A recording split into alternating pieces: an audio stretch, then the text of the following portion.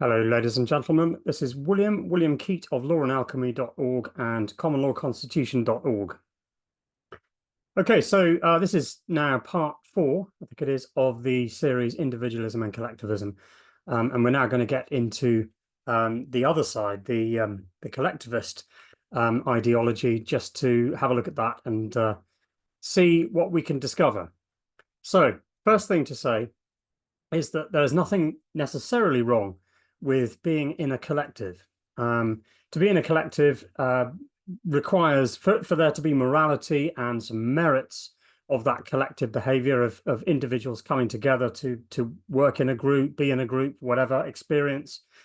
There requires voluntary action on the part of the individuals, because what that does is it roots it in the individual decisions of the human beings that make up that group. So it then roots it into a naturally existing impulse of the individual, not some homogenized sense of the whole thing, which is what it often becomes.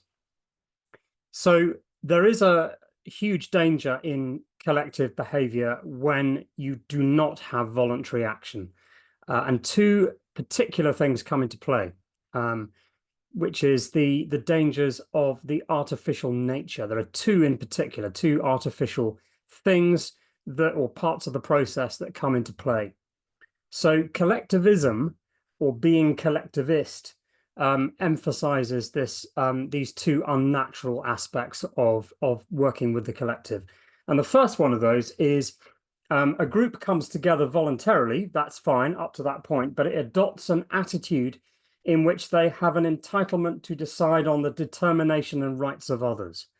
So what they're doing is they're awarding themselves an authority, if you see what I mean. No one else is giving them that authority. Nature's not giving them that authority, but they themselves are giving themselves that authority. Okay, so that's where you might call that the master group, if you like. And then the second artificial aspect, and I should just say, actually, the first part of that first action of becoming the master group is what that's doing that is unnatural, obviously, is denying equity or denying that standard, that same standard that we're all supposed to be under. They're absolutely denying that because, of course, they're giving themselves that greater authority or greater rights. So that's that artificial destruction of what is natural there. So the second aspect is that same group, which we just talked about above, dreams up categorizations or groups of other people in the community into which they place those others as members, possibly even you. So they're defining further groups, if you like. But then, with the authority that they have just given themselves, they apply laws that compel you, if you're in that group, and others, based on their categorization or map of organization. So backing their categorization with law is what they're trying to do. And essentially that is creating the slave groups. The slave groups are the ones that you're supposed to be in. All the people in society or in the community at large are the groups, the slave groups, if you like. So that's the sort of nature of it. And both of those processes involves an artificial action, if you like, taking artificial decisions, decisions that are man-made, if you like. I mean, a decision is an artificial thing. It's not coming from nature. It's a man-made thing. So that, in a sense, is what is going on. Now, let's just examine that a little bit more closely. So forming a group is an artificial or man-made thought process. Okay, let's just explore that a little bit more, because it's based on a common element. And that common element that defines the group, because whenever you say a group of something, there's always, after the of comes the thing that group is defined as. That's the common element. Someone has to define what that common element is, and therefore you can tell that the formation of a group is a decision. It's an artificial construct.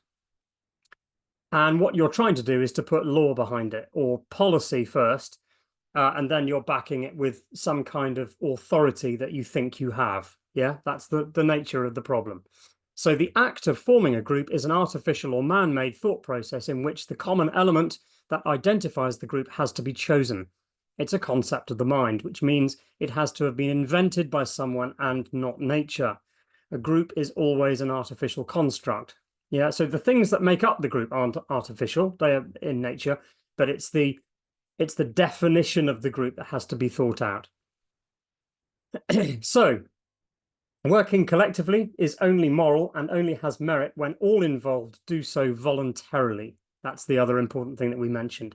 In addition, also, you could say that the effects of that group, as much as that they're going to affect other people, they shouldn't. They should only affect the people within the group. Otherwise, you know, you're trying to define what other people should and shouldn't be doing. So there are two non-natural or artificial processes in this. That's what collectivist behavior or beliefs in collectivism involves. Two artificial processes. The master group gives themselves authority, denying equity, and slave groups are defined, and then laws are used to compel or deny the members of those slave groups. Yeah, so the two non-natural artificial processes, one, the formation of the master group that takes the authority for itself, which is non-equitable because they're giving themselves greater rights that don't exist in nature, and they have ideas for how they divide up or categorize other people into their own map or structure in order to organize society, and then back it with law that is supposed to be backing justice, not their policy. Yeah, that's the key difference. So we're noticing now that we're starting to change what right and wrong behavior is. So taking authority as a group, or government or state, you could say, because that's another form of group, and then putting law behind that group policy is a form of moral relativism, because it is requiring people to be treated or compelled on the basis of that man's or that group's notion of division. The categorization in which people have been placed by them only exists in the imagination of that man or the government who thought of the group and defined its common element. Therefore, you are now basing rights on one man's or one group's collective opinion. If one privileged man or group can define the basis on which we receive rights or have obligations, then that individual or group has an artificial and non-natural power over others. And that's how you've tried to destroy equity, essentially. You haven't destroyed it, but you've just denied it. So therefore, rights and obligations can only be defined by what is provably true in nature and naturally exists. Trying to define right and wrong behavior merely by whether someone has complied with a preconceived policy based on their definition of a group means that person is deciding that they have the authority and not the creator in defining right and wrong behavior. You can see how bad this is starting to get, you know?